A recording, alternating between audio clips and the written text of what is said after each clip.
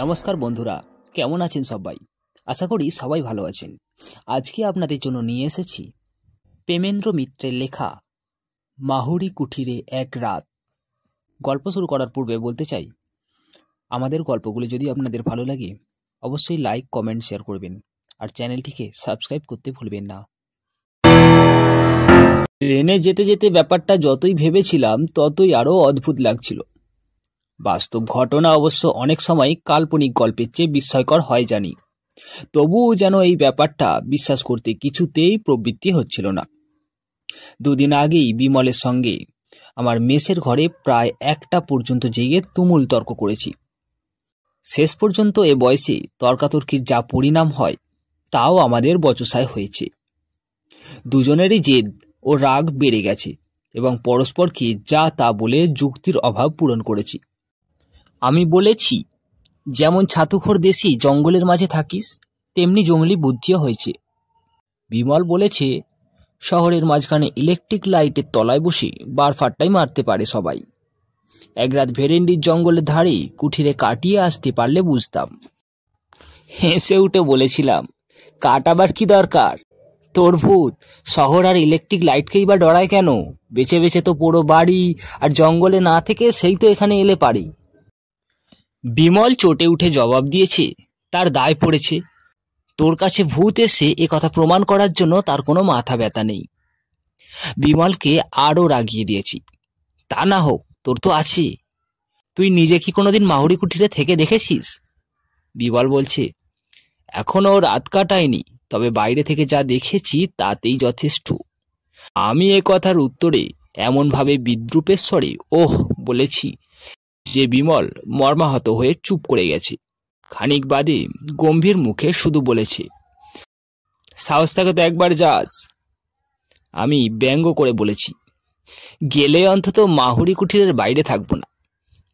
পরের দিন সকালে অবশ্য আমাদের এই তর্ক নিয়ে মন কষাকষি কোনো চিহ্ন ছিল না। বিমল সকালের ট্রেনেই তার কাজের জায়গায় চলে যাবে। আমি স্টেশনে তাকে তুলে দিতে গিয়েছিলাম। রাতের আগে তর্কাতর্কির কথা দুজনে একবারও ভুলেও উপস্থাপন করিনি, কিন্তু কে জানত সে তর্কের জের অমন করে মেটার নয়। দুদিন বাদে আমাকে সত্যি সত্যিই ভেরেন্ডির জঙ্গলের উদ্দেশ্যে রওনা হয়ে পড়তে হবে, তাই বা কে ভেবেছিল। বিমল চলে যাওয়ার পর একটা রাত পার হতেই দুপুরবেলা হঠাৎ টেলিগ্রাম পেয়ে স্তম্ভিত হয়ে গেছি। বিমল মরণাপন্ন, এক্ষুনি আমার যাওয়া দরকার। টেলিগ্রামের মর্ম এই, যাওয়া যে দরকার তাতে কোনো সন্দেহ নেই। ছোটনাগপুরের একটা নগণ্য স্টেশনে নেমে মাইল 10-12 গেলে ভেরেন্ডির জঙ্গল পাওয়া যায়। এই জঙ্গলের মাঝখানে একটা পুরনো তামার খনিকে নতুন করে আবিষ্কার করে আজ 2 বছর বিমল কাজ করছে। সে নির্বন্ধপুরীতে যে সমস্ত কুলি মজুর নিয়ে দিন কাটায়, সাংঘাতিকভাবে অসুস্থ হয়ে পড়লে তারা যে কোনো সাহায্যই করতে পারবে না, এটা ভালো করেই বুঝতে পারছিলাম। টেলিগ্রাম পাওয়ার পরই বিকেলে রওনা হয়ে পড়েছি। ভেরেন্ডির জঙ্গলে বিমলের নিমন্ত্রণ এভাবে রক্ষা করতে যেতে হচ্ছে ভেবে সত্যি অদ্ভুত লাগছিল, আর বিরক্তিও লাগছিল যেতে এমন দেরি হওয়ায়।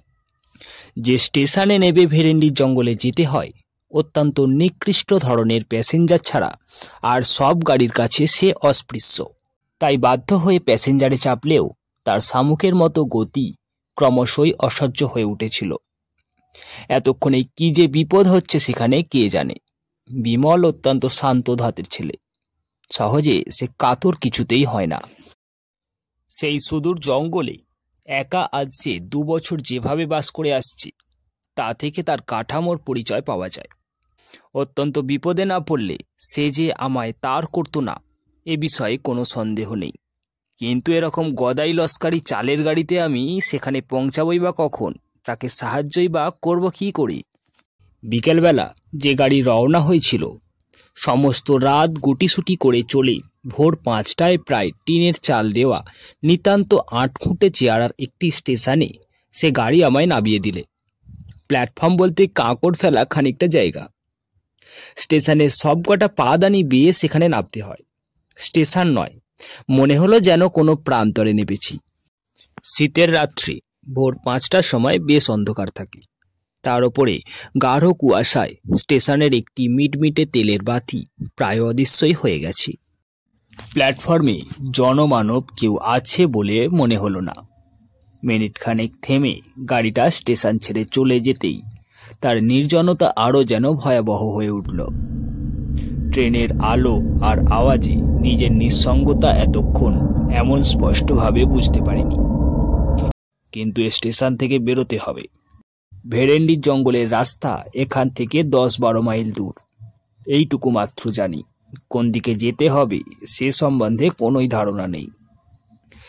জিজ্ঞেসই বা কাকে করি? টিকিট চাইতেও তো কেউ আসে না দেখছি। স্টেশনের অস্পষ্ট বাতিটার দিকে এগিয়ে গেলাম। স্টেশন ঘরে কোনো না কোনো লোক নিশ্চয়ই আছে। সত্যি একেবারে আঁতকে উঠে দাঁড়িয়ে পড়লাম। মানুষ নয়, যেন বাঘের গলার আওয়াজ। পেছন ফিরে কুয়াশায় ঘোলাটে একটা নীল আলো ছাড়া আর কিছুই প্রথমটা দেখতে পেলাম না। নীল আলোটা আর একটু কাছে এগিয়ে আসার পর বিশাল একটা বস্তার মতো জিনিস অস্পষ্টভাবে দেখা গেল। জিনিসটা বস্তা নয়, মানুষের মাথা। প্রকাণ্ড কমফার্ট ও তার ওপর কম্বল জড়িয়ে অত বড় হয়েছে। সেই কম্বল ও কমফার্টের সামান্য ফাঁক দিয়ে প্রচণ্ড একজোড়া গোঁপ ও দুটি জলজলে চোখ দেখা গেল। শরীরের অন্যান্য অংশ অন্ধকারে অস্পষ্ট। সত্যি প্রথমটা যেন হতবুদ্ধি হয়ে গেছিলাম। সে কম্বল জড়ানো মুখ থেকে গম্ভীর বাজখাই গলায়, শুনেও ব্যাপারটা যেন ভালো করে বুঝতে পারিনি। আবার আওয়াজ এলো, এবার ব্যস্তমস্ত হয়ে পকেট থেকে টিকিট বার করলাম এবং পর মুহূর্তেই ভাল্লুকের মতো একটা মোটা লোমওয়ালা হাত হঠাৎ অন্ধকার থেকে যেন বেরিয়ে এসে আমার হাত থেকে সেটা কেড়ে নিল। সাহস করে জিজ্ঞেস করলাম, ভেরেন্ডির জঙ্গলের রাস্তাটা কোন দিকে বলতে পারেন? নীল আলোটা দূরে সরে যেতে শুরু করেছিল। ইতিমধ্যেই সেটা থমকালো এবং কুয়াশার ভেতর থেকে শোনা গেল সবিস্ময় প্রশ্ন, ভেরেন্ডির জঙ্গল, সেখানে তামার খনি আছে। নীল আলোটা আমার কাছে সরে এলো। কমফোর্ট ও কম্বলের বস্তার তলা থেকে দুটি চোখ আমায় তীক্ষ্ণ সবিস্ময় দৃষ্টিতে লক্ষ্য করছে বুঝতে পারলাম। ব্যাপারটা কি? হঠাৎ শুনে চমকে উঠলাম এবং কিছু জিজ্ঞেস করার আগেই বিমূঢ় হয়ে দেখলাম লোকটা চলে যাচ্ছে। পর মুহূর্তেই নীল আলোটাই হঠাৎ বোধহয় নিভে গেল। অন্ধকারে অন্তত আর কিছু দেখা গেল না। কিন্তু আমার এখন প্ল্যাটফর্মে থাকলে চলবে না। স্টেশনের সেই আলোটি লক্ষ্য করে আবার গেলাম। সেই আলোর কাছেই বেরোবার গেটটা পেয়ে তবু আশ্বস্ত হওয়া গেল। স্টেশনের একটি মাত্র ঘর। ভেতর থেকে টেরে টক্কা টেলিগ্রাফের আওয়াজ আসছে। গেট দিয়ে বেরুতে বেরুতে কৌতূহল ভরে একবার জানালা দিয়ে উঁকি মেরে সত্যি বিস্মিত হলাম। একটা কুলি বা চাপরাশিও দেখা নেই। বাইরে কুয়াশাচ্ছন্ন অন্ধকার। শুধু একটা অস্পষ্ট পায়ের ধূসর ধোঁয়াটে রেখা কোনো রকমে চেনা যাচ্ছে। আপাতত আর কোনো পথ দেখতে না পেয়ে সেই দিকেই অনুসরণ করাই যুক্তিসঙ্গত মনে হলো। খানিক বাদেই অন্ধকার কেটে গেলে আর ভাবনার কিছু থাকবে না। তখন কাউকে জিজ্ঞেস করে নিলেই চলবে। কিন্তু আকাশ পরিষ্কার হওয়ার সত্ত্বেও কাউকে জিজ্ঞেস করার সুবিধে কিছু হলো না। এরকম নির্জন পথ কোথাও আছে বলে জানতাম না। চারধারে বিশাল ঘন জঙ্গল, একেবারে নিস্তব্ধ। মানুষ তো দূরের কথা, এই ভোরের বেলা একটা পাখির আওয়াজও কানে আসলো না। সৌভাগ্যের কথা, জঙ্গলের মধ্যে পায়ে চলার দু একটা রেখা ছাড়া এ পথ কোথাও দুভাগ হয়নি। ঘন্টা চারেক চলার পর পথ ক্রমশ উপরের দিকে উঠেছে বুঝতে পারলাম।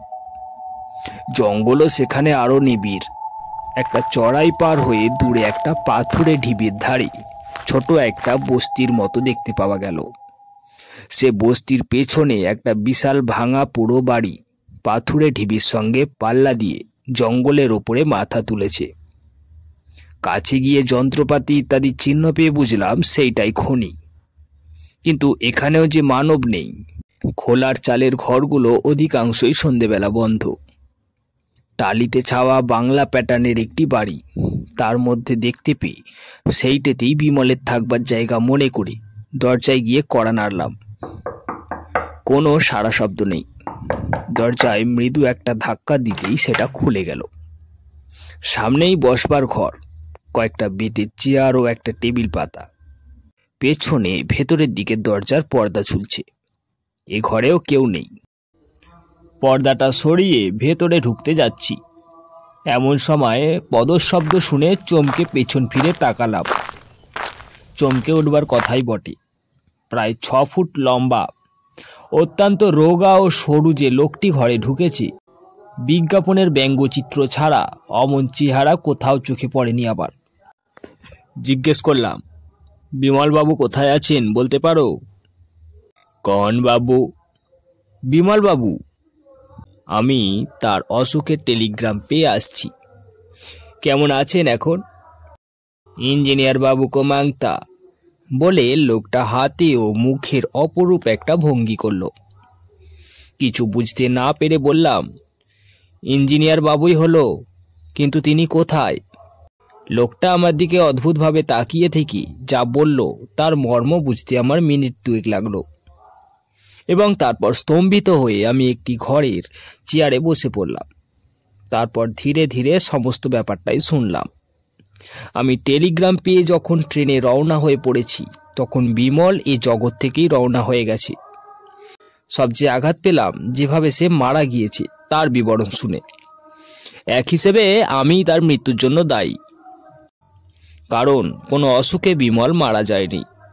তার মৃত্যু অত্যন্ত রহস্যজনক। কলকাতা থেকে ফিরে এসে বিমল বোধহয় আমার বিদ্রূপ স্মরণ করেই জেদের বসে মাহরি কুঠিরের সমস্ত রাত একলা কাটায়। তার সঙ্গে যারা কাজ করে তারা সকলেই মানা করেছিল, কিন্তু সে শোনেনি। শেষ রাত্রে একটা অদ্ভুত গোঙানি শুনে বেয়ারা রামদিন ঘর থেকে বেরিয়ে এসে বাইরের মাঠে বিমলকে অচৈতন্য অবস্থায় পড়ে থাকতে দেখে। ধরাধরি করে তাকে ভেতরে তুলে আনার পর দেখা যায় তার মাথায় গভীর আঘাতের চিহ্ন, পায়ে নানা জায়গায় দাগও আছে।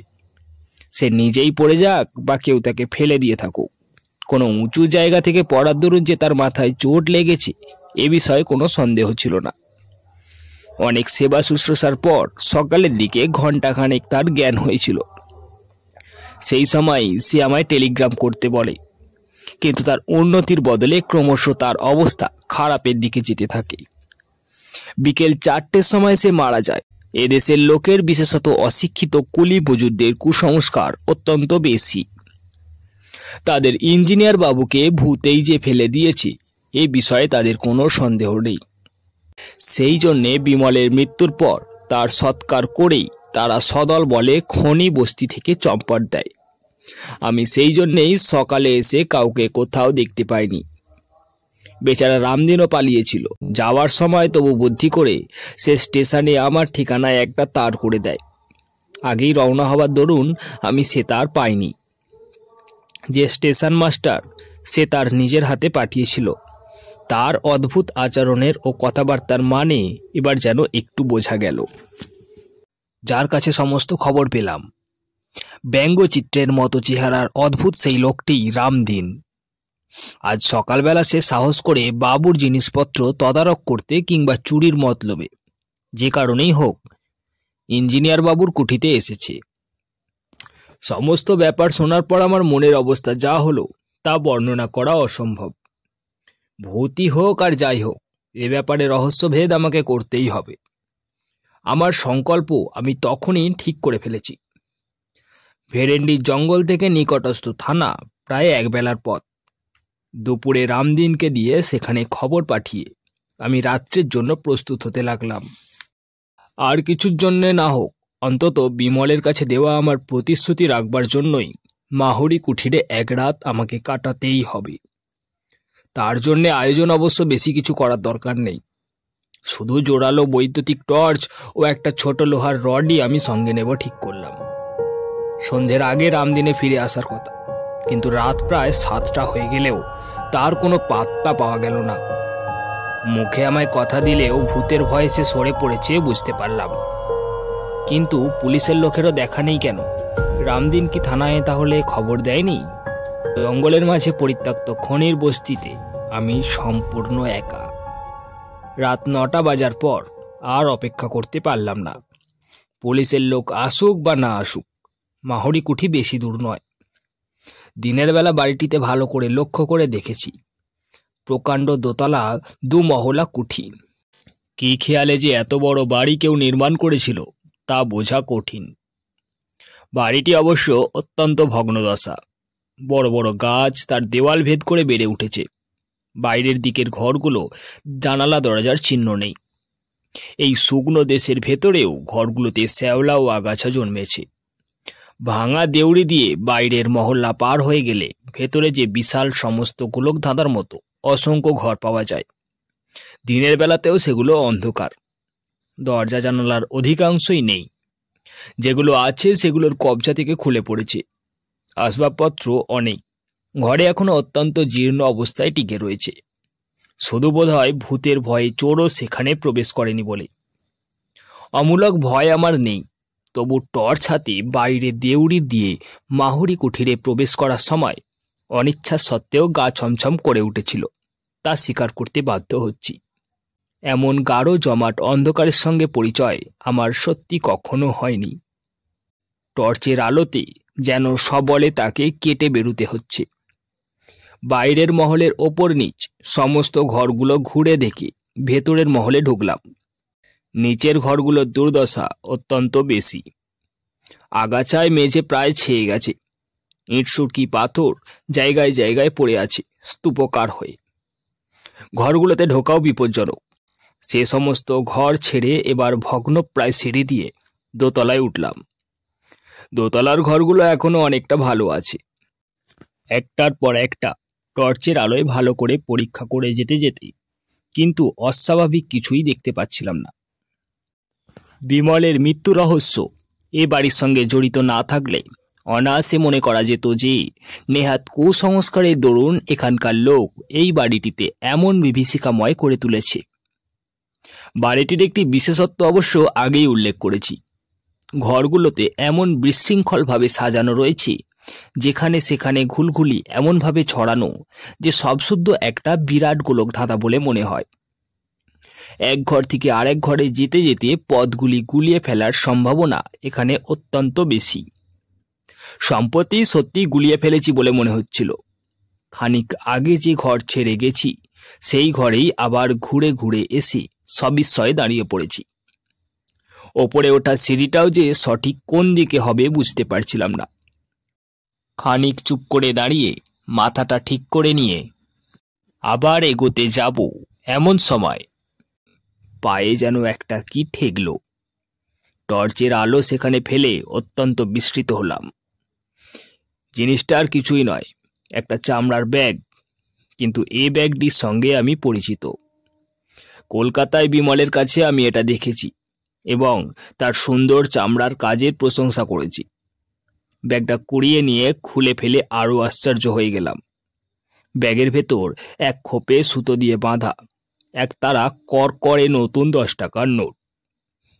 আরও একটা খোপে খুচরো কয়েকটা টাকা পয়সা ও একটা ছোট কাগজের টুকরো। কাগজের টুকরোটা দেখেই আমি চিনলাম। নিজের হাতে বিমলকে এই কাগজে একটা ঠিকানা লিখে দিয়েছিলাম।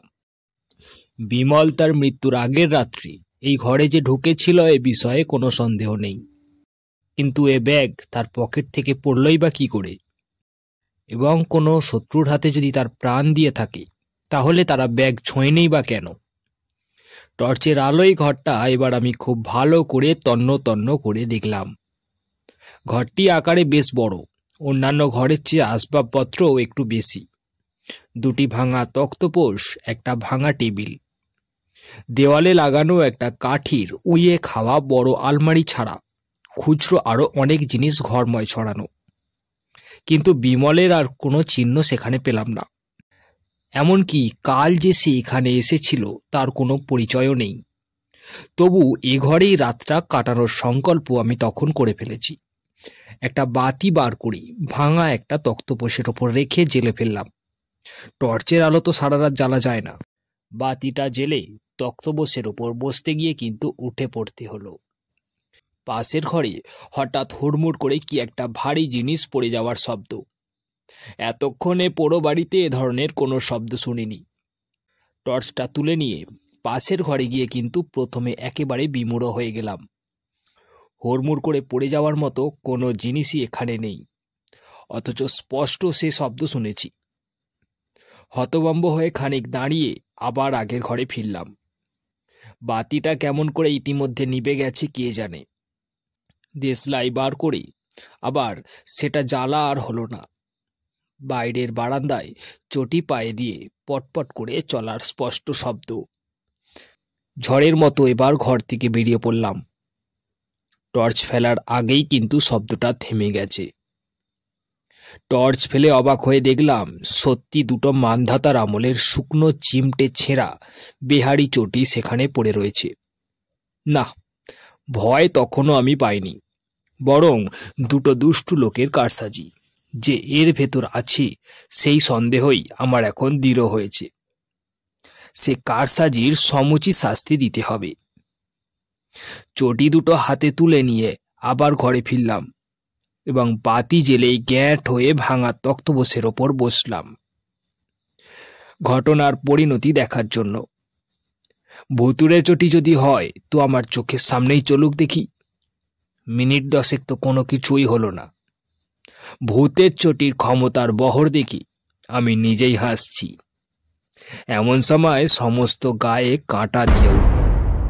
চুপি চুপি আমার পিছনে কে যেন স্পষ্ট আমার নাম ধরে ডাকলো।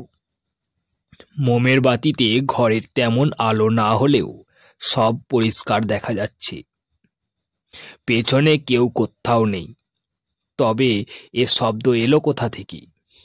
আমার মনের ভুল? কিন্তু মনের এরকম হওয়াও তো ভালো লক্ষণ নয়। ভয় পেয়ে যাদের মাথা খারাপ হয়ে যায় তাদেরই চোখে নানা রকম ভুল দেখে, কানে নানা রকম আওয়াজ শোনে বলে জানি। না, আরও সতর্ক ও সজাগ হয়ে থাকতে হবে। নিজের মনের ভুলে ভয় পাওয়ার মতো লজ্জাকর ব্যাপার আর কিছুই হতে পারে না। হাতের ঘড়িটার দিকে চেয়ে দেখলাম রাত প্রায় 12:30। এতক্ষণ শুধু ঘরগুলো চলাফেরা করতেই কেটে গেছে বুঝতে পারিনি। শীতকালের ভোর হতে এখনো প্রায় 6 ঘন্টা বাকি। এই 6 ঘন্টা শুধু ঘুমে চোখ না জুড়িয়ে আসি এইটুকু দেখতে হবে।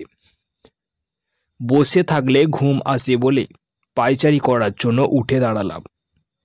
কিন্তু আশ্চর্য, আমার প্রত্যেক পা ফেলার শব্দের সঙ্গে সঙ্গে বাইরে আর একটা শব্দ শোনা যাচ্ছে।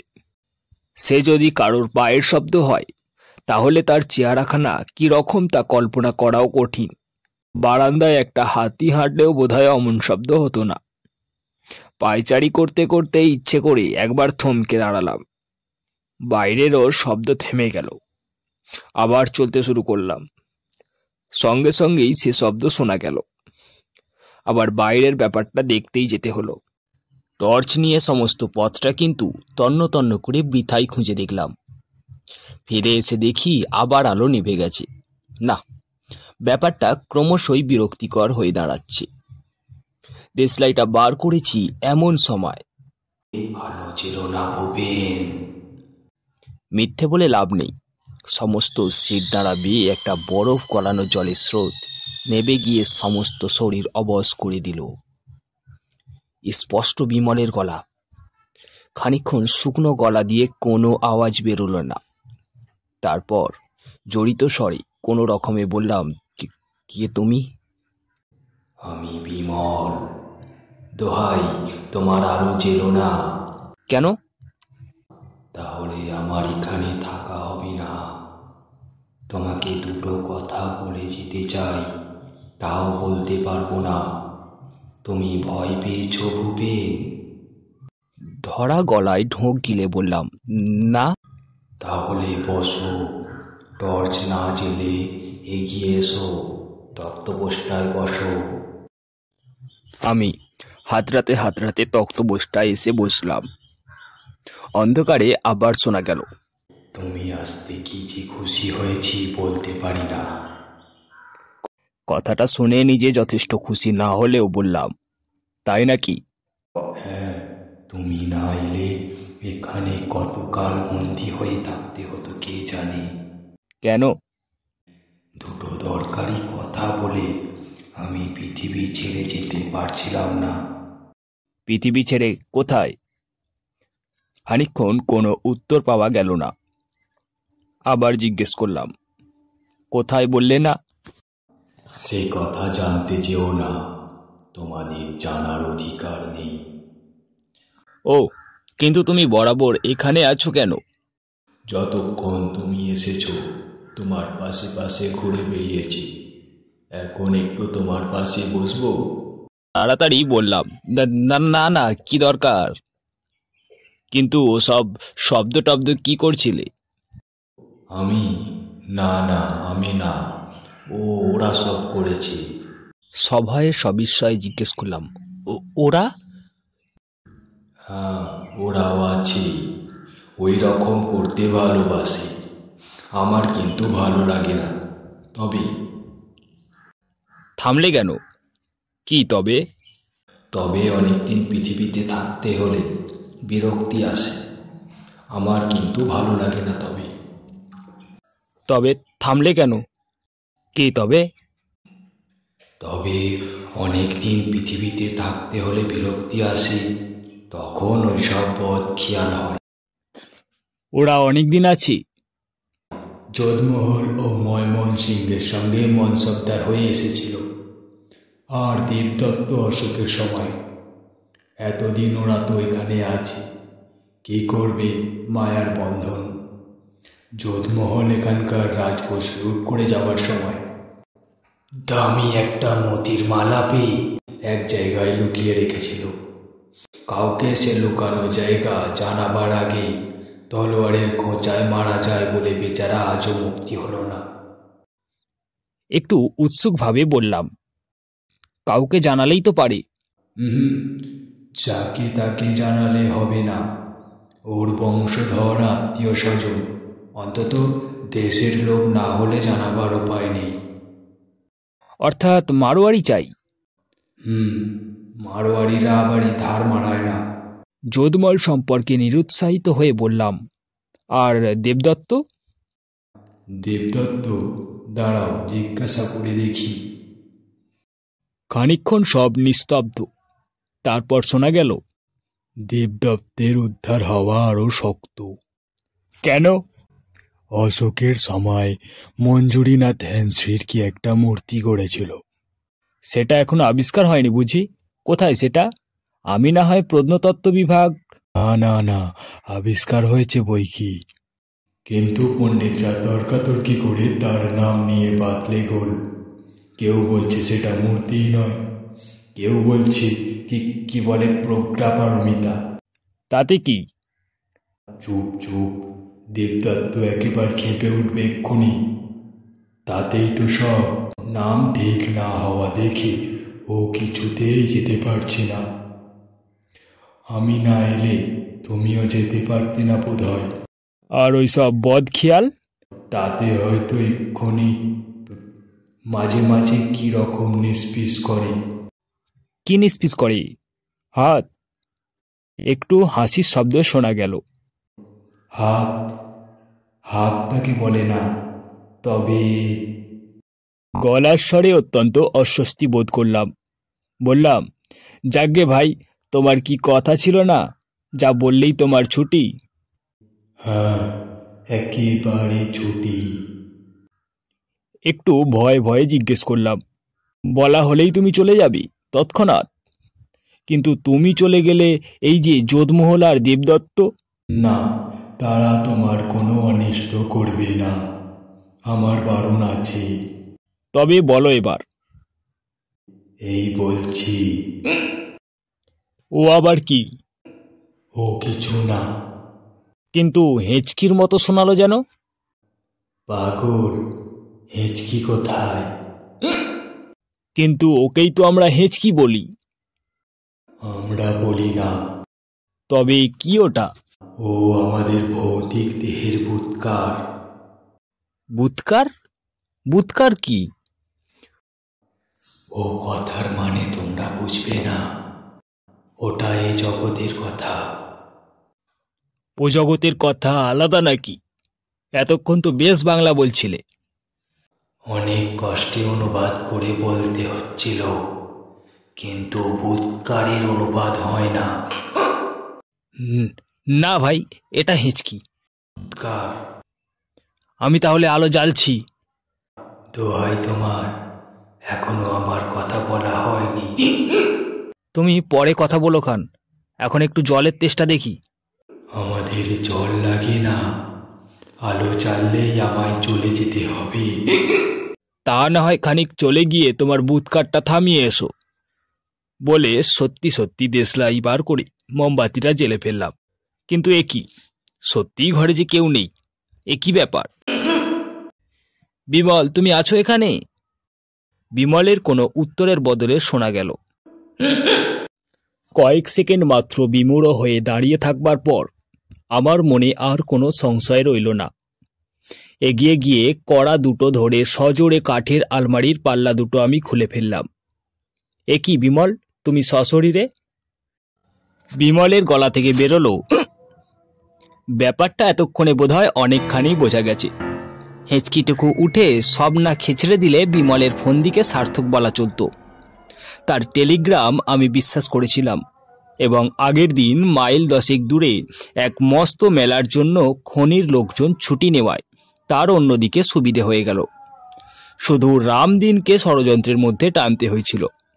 পোড়ো বাড়িতে তার দুর্মুষ ফেলা ও পেটানোর আওয়াজের যে নমুনা সে দেখিয়েছে, তাতে তারিফ তাতে অবশ্যই করতে হয়। অবশ্য স্টেশন মাস্টারের অদ্ভুত মূর্তি ও আচরণ বিমলের ফন্দিকে সাহায্য করবে এ কথা সে ভাবেনি। গল্পটি ভালো লাগলে অবশ্যই একটি লাইক করবেন। আর হ্যাঁ, গল্পের কোন পার্টটি আপনাদের সবচেয়ে ভালো লেগেছে সেটি অবশ্যই কমেন্ট করে জানাবেন। গল্পটি শেষ পর্যন্ত শোনার জন্য ধন্যবাদ।